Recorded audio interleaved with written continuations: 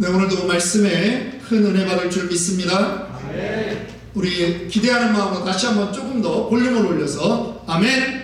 아멘. 감사합니다. 오늘 제목은 사귐, 주인공인가 엑스트라인가 하는 제목으로 요한일서 1장 1절부터 4절의 말씀을 가지고 여러분들과 말씀을 나눕니다. 5월달은 저에게 큰 의미가 있습니다. 5월달에 30년 전에 결혼식을 했기 때문에 그렇습니다. 5월 5일 어린이날이 저의 결혼 기념일입니다. 지난 5월 5일 날 30주년을 지났습니다.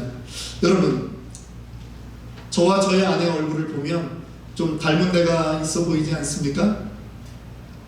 고개를 끄덕이시는 분들이 한 분, 두 분, 네.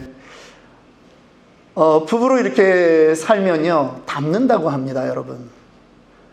여러분들은 옆에 짝꿍을 한번 보시겠습니까? 한번 보세요. 어디를 닮았나, 나랑?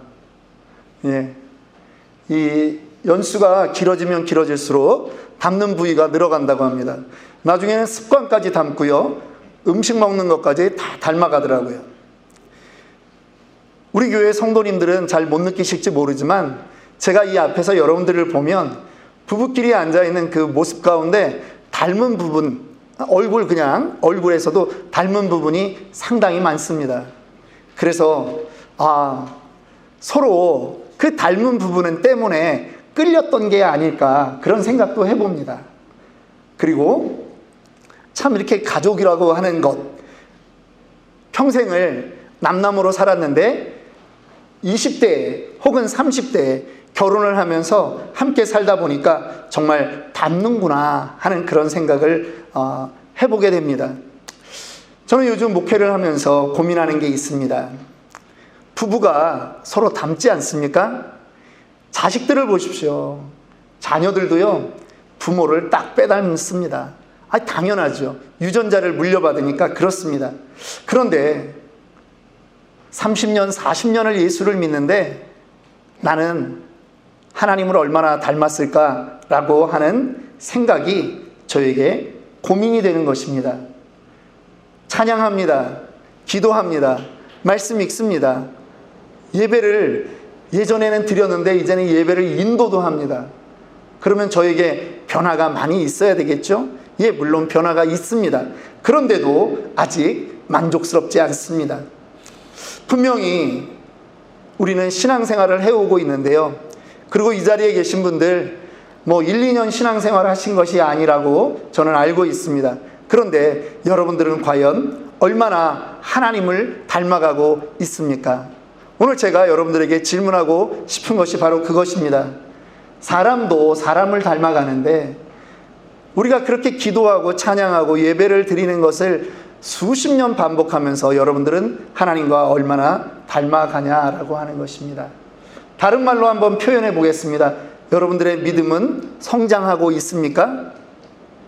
우리는 그 말로도 표현할 수 있습니다. 믿는다 하는데 여러분들은 과연 얼마나 믿음이 성장하고 있습니까? 지금 혹시 여러분들 가운데 하나님을 닮는 것 혹은 믿음이 성장하는 것이 나는 왠지 정체되어 있다, 멈춰 있다, 이렇게 생각되는 분은 안 계십니까? 저는 그러지 않기를 원합니다. 우리는요, 믿음의 일이 사실은 눈에 보이지 않는다라고 생각합니다. 하나님께 기도하는 것이 우리는 눈에 보이지 않는 그저 영적인 일이라고만 생각합니다. 그런데 여러분, 그렇습니까? 하나님이 보이지 않는다고 하나님의 실체가 없습니까? 그렇지 않습니다. 하나님 살아계십니다. 믿으십니까? 아멘. 하나님 살아계셔요. 그분에게 우리가 기도하는 것이고요, 그분이 지금 이 자리에 성령으로 임재하시고 운행하시는 것을 우리는 믿는 것입니다. 그렇지 않다면 우리의 예배는 의미가 없는 것이죠. 그런데 이 실제하는 하나님과의 지속적인 만남, 지속적인 교제가 있다면 부부가 서로 살아가면서 음식 습관이 닮고 취향이 닮고 취미가 닮아가는 것처럼 우리가 하나님을 닮아야 된다라고 하는 것이죠. 영적인 거라고 여러분 함부로 생각하지 마십시오. 우리는 영적인 행위를 계속하고 있지 않았습니까? 영적인 선택을 해왔습니다. 영적인 결정을 했습니다. 영적인 순종을 우리는 계속 해왔습니다. 그렇다면 우리에게 눈에 보이지 않을지라도 서서히 변화된 그러한 모습들이 있어야 된다라고 하는 것입니다. 오늘 그것을 우리는 다른 말로 사귐이라고 표현할 수 있는 것입니다. 다른 말로 말하면 관계입니다. 저는 지난 40일 특세를 마친 다음에 새벽 기도회 때 여러분들과 지금 관계라고 하는 것을 주제로 가지고 성경 말씀을 전하고 있습니다. 여러분, 관계라고 하는 것이 너무나 중요합니다. 어느 날 서기관들이 예수님에게 질문했습니다. 마가복음 12장 28절부터 31절의 말씀인데요. 서기관 중 한 명이 예수님에게 질문하는데 이렇게 물어봅니다. 모든 계명 중에 첫째가 무엇입니까? 이렇게 질문합니다. 그랬더니 예수님이 29절에 말씀하죠. 첫째는 이것이니 이스라엘아 들으라. 주 우리 하나님은 유일하신 주시라. 내 마음을 다하고 목숨을 다하고 뜻을 다하고 힘을 다하여 주 너의 하나님을 사랑하라 하신 것이요. 이제는 묻지 않은 두 번째도 예수님이 말씀합니다. 둘째는 이것이니 내 이웃을 내 자신과 같이 사랑하라 하신 것이라. 이보다 더 큰 계명이 없느니라. 믿으십니까? 예수님이 구약을 총정리해 주신 거예요. 하나님을 사랑하라. 그리고 내 이웃을 사랑하라. 여러분, 사랑이라고 하는 말 추상적인 단어죠. 사랑이 뭘까요? 사랑은 눈물의 씨앗? 이런 가사를 잘 모르시나 보죠? 옛날에 나왔던 유행가 가사였는데, 제가 갈레프에서 설교할 때는 그런 멘트를 날리면 다 웃고 그러셨는데, 여러분들은 다들 신세대라서 제가 여러분들을 너무 무시했네요. 죄송합니다. 사랑. 과연 이 단어가 여러분 추상적일까요? 실체가 없는 것일까요? 그렇지 않습니다. 여러분, 사랑하니까요, 어떤 반응이 나타납니까? 보고 싶습니다. 사랑하니까요, 주고 싶어요. 사랑하니까 같이 있고 싶어요. 실체가 일어나는 거예요. 사랑이라고 하는 단어는 내 머릿속에 추상적인 개념에 불과하다고 생각했는데, 어느 날 사랑을 하니까 내 몸이 반응이 일어나는 거예요. 자꾸 만나고 싶어지는 거예요. 둘이 시간을 같이 공유하는 거예요. 그래서 집에 바래다 주기도 싫은 거예요. 그 결혼을 하는 거죠. 여러분, 사랑은요 결코 추상적으로 끝나는 게 아니라는 것입니다. 사랑은요 현상을 가지고 오는 것입니다. 믿으십니까? 네. 하나님과의 관계를 말하고 있는 거예요. 하나님을 사랑하라고 합니다. 마음과 뜻과 정성을 다해서, 목숨을 다해서 하나님을 사랑하라고 합니다. 그러면 증거가 나타나야 된다라고 하는 거예요. 여러분들에게서는, 여러분들의 삶에서는 어떤 하나님을 사랑하는 그러한 현상이 있습니까? 하나님과의 영적인 사귐, 그 사랑을 한다라고 말한다면 우리에게는 육신의 현상적인 그러한 반응들이 있어야 된다라고 하는 것이죠. 이웃을 사랑한다라고 말합니다. 사랑하십니까? 자신이 없지만 그래도 사랑하려고 합니다. 그러면 달라져야 되는 것이 있다라고 하는 거예요. 우리의 신앙을 너무나 추상적으로 생각하지 마십시오. 우리의 신앙은요, 현실적인 것입니다. 내가 하나님을 사랑한다라고 하면서도 나에게 내 인생에 변화가 별로 없다? 그러면 거짓말한 거예요. 내가 고민하지 않았던 거예요. 말은 그렇게 했는데, 말은 판에 박힌 말을 했지 나의 마음에선 고민이 없었다라고 하는 거예요. 오늘 이제 저는 여러분들과 요한일서를 강해하고자 합니다. 오늘부터 이 요한일서를 여러분들과 약 2달 정도의 시간을 가지고 강해하려고 합니다. 이곳에서 집중적으로 다루고 싶은 것이 있다라고 하는 것입니다. 관계라고 하는 것이에요. 하나님과 저는 여러분들이 실질적인 관계를 이루고 살기를 원합니다. 그저 우리의 예배가 종교적인 행위로 끝나면 안 된다는 것입니다. 예수님이 이스라엘 땅에 오셔서 가장 욕했던 사람들이 있습니다. 그 사람들이 어떤 사람들입니까? 서기관들과 바리새인들을 향해서 말합니다. 독사의 자식들아, 회칠한 무덤과 같은 자식들아 라고 말합니다.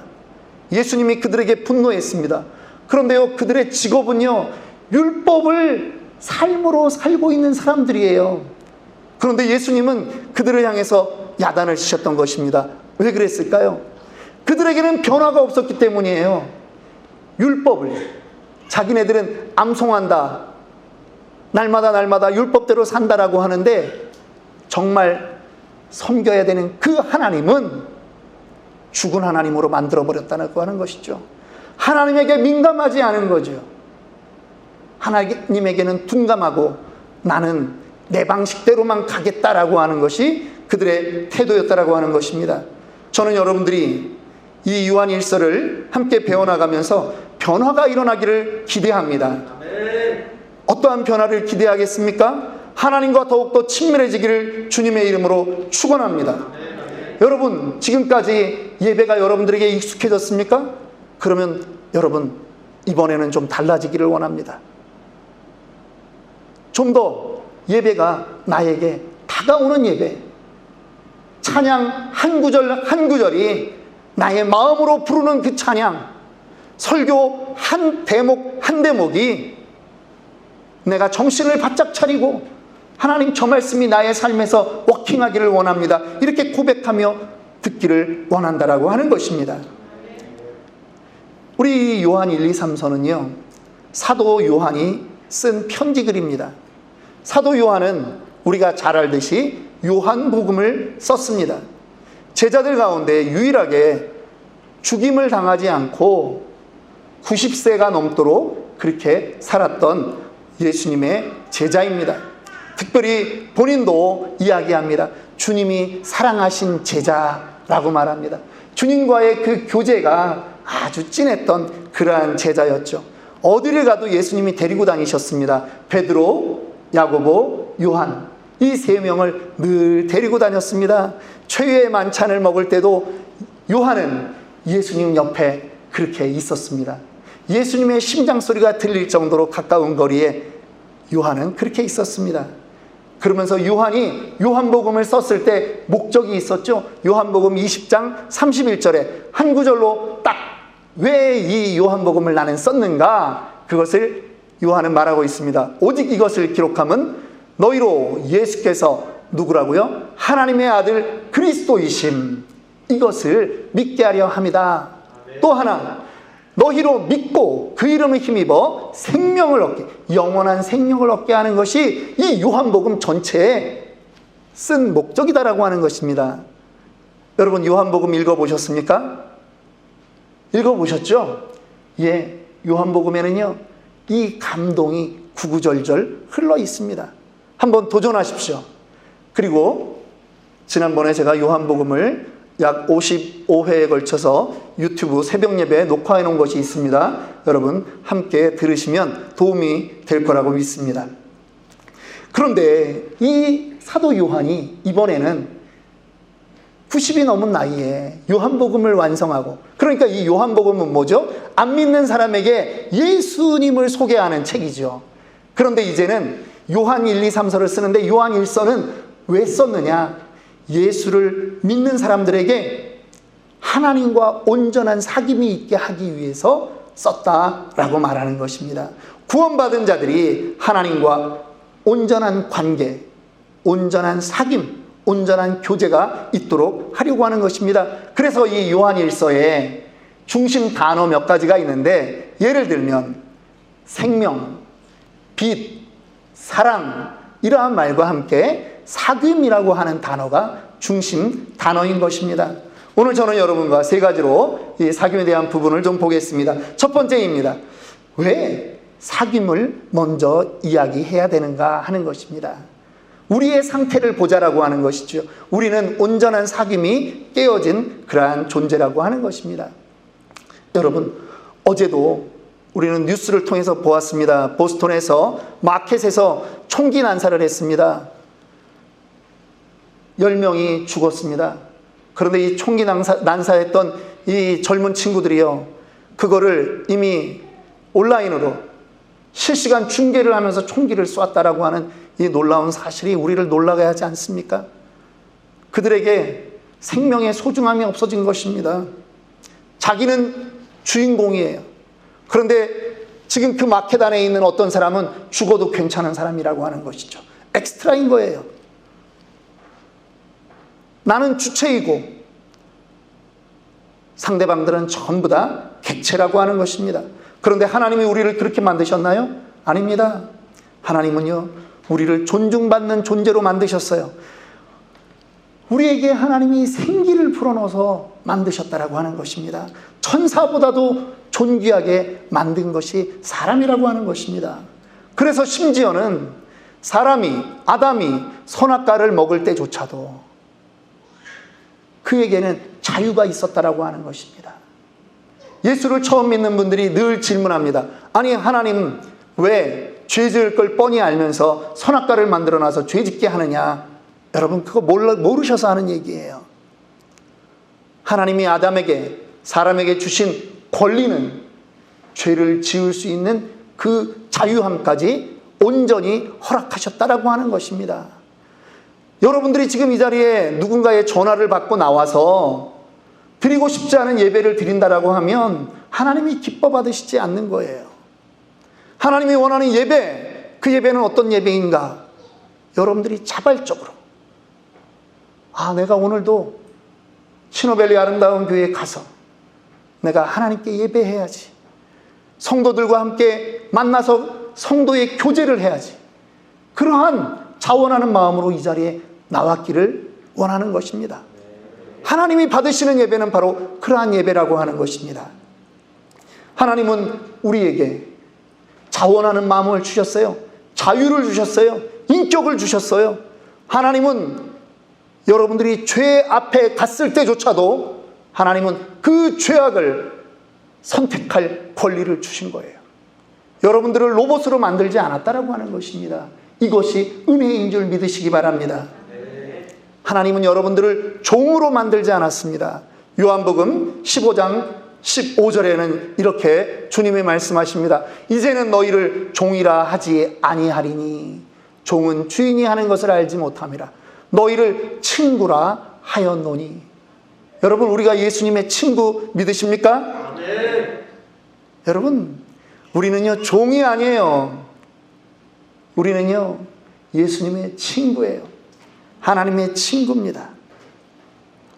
이제 우리의 사귐의 근거는 어디에 있느냐? 바로 내가 종으로서 하나님에게 복종하는 것이 아니라 나에게 생명 주신 그 예수님, 그분이 감사해서 그 친구와의 온전한 관계를 누리기 위해서 바로 그 자리에 온전한 관계를 이루는 그것이라고 하는 것입니다. 우리의 사귐의 모든 전제는 상하관계에 있지 않습니다. 친구로서의 그 관계에 있는 것입니다. 우리는요 예수님이 우리를 존중해 주시는 거예요. 인격체로. 너도 주인공이다. 너도 주인공이다. 우리 옆에 분을 향해서 한번 이야기해 봅니다. 당신은 주인공입니다. 모두가 주인공이라고 하는 이것에서 우리의 사귐은 시작되는 것입니다. 깨어진 사귐, 이제는 극복해야 되지 않겠습니까? 그런데도 불구하고 우리는 깨어진 그 사귐에 대한 몇 가지들을 하나씩 더 좀 살펴보아야 합니다. 왜 그러냐 하면 사귐이 너무나 중요하기 때문입니다. 여러분, 선악과를 아담과 하와가 먹었습니다. 에덴에서 쫓겨났죠. 그런데 그들의 후손이 어떠한 범죄를 저지릅니까? 가인이 어느 날 들판에서 그의 동생 아벨을 돌로 쳐서 죽이는 것입니다. 가인의 마음에는 내가 주인공인데 쟤는 거추장스러운 존재라고 하는 것입니다. 쟤만 없으면 하나님의 눈 안에는 나밖에 없을 텐데, 하나님이 나를 기뻐 받으실 텐데 라고 하는 것이죠. 내가 바뀌는 것이 아니라 쟤가 없어져야 된다라고 하는 것입니다. 그것이 가인의 마음이었습니다. 자기만 주인공이었어요. 남들은 엑스트라인 거예요. 가정의 달을 지나가고 있습니다. 자녀를 키워보신 분들, 우리는 이런 실수를 종종 합니다. 자녀에게 내가 원하는 것을 강요하게 되는 거죠. 그것을 우리는 경험이라고 하는 이름으로, 아빠 엄마가 이렇게 살아보니까 이 길을 가는 게 너는 맞아, 이 길을 가야 너는 행복해, 이 길을 가야 너는 돈을 잘 벌어, 이 길을 가야 너는 평탄해 라고 밀어붙이는 것입니다. 그런데요, 성경은 우리에게 말합니다. 너의 자녀를 노엽게 하지 말라라고 하는 것입니다. 자녀를 존중해 줘야 돼요. 우리가 취해야 되는 것은 무엇이냐? 자녀의 성품을, 성향을 알려고 노력해야 되는 거예요. 이 아이를 내 인생의 엑스트라가 아니라 내 인생에 하나님이 주신 또 다른 주인공으로 인식해야 된다라고 하는 것입니다. 그러면서 이 아이에게 주신 하나님의 성품은 도대체 무엇인가를 고민해야 되는 거죠. 그 길을 함께 이끌어 가도록 우리는 해야 되는 것입니다. 여러분, 우리 안에 하나님을 섬기는 그 마음, 하나님을 섬겨야 되겠다라고 하는 그 선택과 결정이 있다면 이제 우리는 하나님을 정말 진정, 우리와 온전한 릴레이션십을 갖는 그러한 존재로 생각해야 됩니다. 아니, 당연히 그렇게 생각하고 이 예배를 드릴 텐데 제가 왜 이렇게 말씀드리는 줄 아십니까? 많은 경우 우리는 내가 주인공이다 보니까 하나님도 엑스트라로 만들어버리는 거예요. 하나님은 나에게 이거를 해주셔야 되는데, 하나님 나의 이 문제를 해결해 주셔야 되는 존재라고 하는 거죠. 내가 하나님께 온전히 무릎 꿇고 하나님을 온전히 섬기며 하나님을 찬양하고 하나님과 사귐의 그 교제를 하려고는 생각하지 않고, 우리의 악한 감정이 어디까지 가 있느냐 하면 하나님도 나를 위해 존재해야 된다라고 하는 거예요. 이거를 해주셔야 돼. 안 해주시면 하나님께도 성질을 부르는 게 우리 아닙니까? 깨어진 우리의 모습이 이 정도로 심각하다라고 하는 것입니다. 세 번째로, 그러면 우리는 진정한 사귐이 우리에게는 불가능할까요? 우리에게는 모델이 있습니다. 우리의 모델은 바로 예수님입니다. 세 번째로, 우리가 진정한 사귐을 이루어가기 위해서는 예수님을 본받아야 한다라고 하는 것입니다. 오늘 읽었던 우리 요한일서 1장 1절과 2절을 다시 한번 읽습니다. 태초부터 있는 생명의 말씀에 관하여는 우리가 들은 바요, 눈으로 본 바요, 자세히 보고 우리의 손으로 만진 바라. 이 생명이 나타나신 바 된지라. 이 영원한 생명을 우리가 보았고 증언하여 너희에게 전하노니 이는 아버지와 함께 계시다가 우리에게 나타나신 바 된 이시니라. 사도 요한은요, 지금 예수님을 우리에게 소개하고 있어요. 이분이 생명이셨다. 이분이 태초부터 계셨던 하나님이시다. 이분이 말씀으로 오셨다. 추상적인가요? 아닙니다. 구약에 우리가 들은 바라. 이스라엘 백성들이 구약을 통해서 늘 들었던 그 예수님이 어느 날 우리의 눈앞에 와 있다라고 하는 것입니다. 눈으로 본 바요, 자세히 보고 우리의 손으로 만진 바라.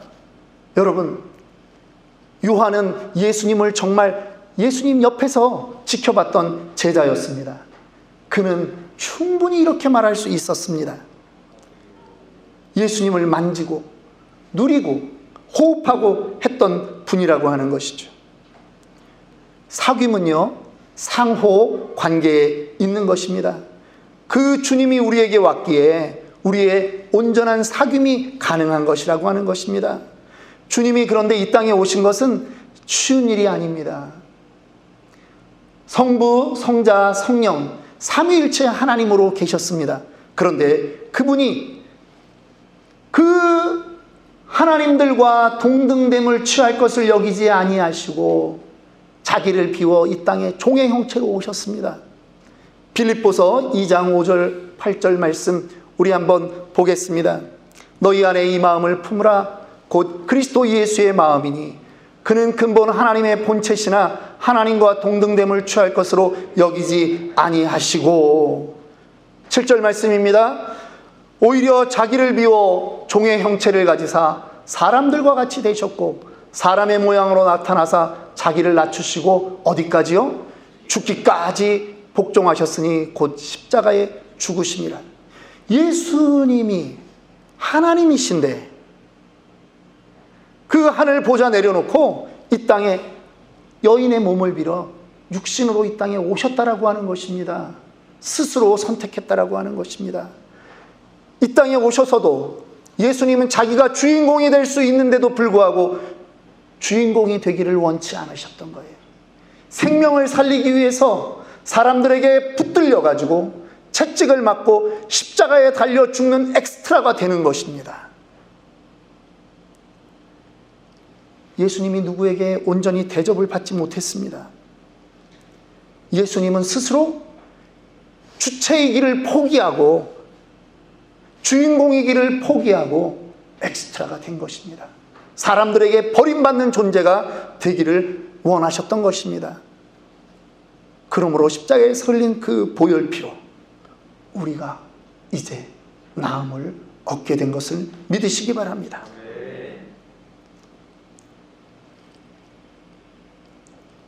요한일서 1장 3절은 이렇게 말합니다.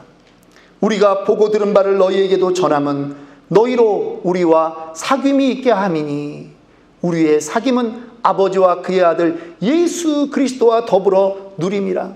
우리가 누리고 있는 이 하나님과의 온전한 사귐, 이것을 구원받은 너희들도 누리기를 원한다라고 하는 고백입니다. 우리는 교회 공동체입니다. 여러분, 교회란 것은 무엇입니까? 부름받아 모인 자들이라고 하는 것입니다. 하나님이 불러내신 자들입니다. 에클레시아라고 하죠. 하나님이 불러내신 그 존재들이 모여있는 곳이 바로 이곳입니다. 그럼에도 불구하고 우리 안에는 죄의 속성들이 있기 때문에 서로 1등이 되고자 하는 그러한 마음이 나올 수 있습니다. 자랑할 수 있습니다. 자기 우선으로 생각할 수 있습니다. 그런데 이제 하나님과의 그 온전한 사귐을 통해서 우리가 나다지자라고 말하는 것입니다. 사귐이라고 하는 것은요, 그래서 그저 러블러브한 그런 것이 아니라는 거예요. 예수님을 닮아간다라고 하는 것입니다. 예수님은 그 사귐을 위해서, 그 화평을 위해서 십자가에 달려 피 흘려 죽기까지 하셨다라고 하는 것입니다. 그러면 우리 역시 이 공동체 안에서 온전한 사귐을 위해 우리가 어디까지 가야 되는가? 내가 죽어지는 그 자리까지 가야 된다라고 하는 것입니다. 그것이 온전한 사귐이 우리 가운데 드러나는 것입니다. 말씀을 마칩니다. 우리의 신앙생활은 계속 말씀드리지만 영적인 것입니다. 그러나 우리는 허공을 보며 신앙생활을 하는 것이 아닙니다. 우리는 하나님과 실제하는, 눈에 보이지 않지만 실제하는 하나님과 우리는 관계하는 것입니다. 우리가 내 맘대로 신앙생활하는 것 아닙니다. 예수님을 우리의 모델로 그렇게 나아가는 것입니다. 예수님처럼 자기를 비우고 자기를 부인하고 죽기까지 순종하는 것입니다. 이것을 다른 말로 성숙이라고 말합니다. 나를 죽여나가는 것이죠. 진정한 믿음의 장성한 분량까지 자라기 위해서 여러분들 마음에 결심을 하지 않으시겠습니까? 내 안에 예수가 드러나기 위해서 내가 죽기까지 그 사귐을 이루어 가겠다라고 하는 것입니다. 그리스도의 장성한 분량에 다다르면 우리에게 주시는 하나님의 선물이 있습니다. 내 삶의 퀄리티가 달라지는 것입니다. 발생했던 문제들은 똑같을지 모르지만 거기에 대응하는 내가 달라지는 것입니다. 그럴 때 진정한 사랑이 우리 가운데 일어나는 것을 믿습니다. 저와 여러분들에게 이 요한일서를 강해하며 나아가는 동안 이런 부담이 있기를 주님의 이름으로 축원합니다. 언제까지 주인공으로 살아야 되겠다라고 그렇게 결심하는 것이 아니라 예수님과의 사귐을 통해서 나도 이제 저 사람의 엑스트라가 되겠다.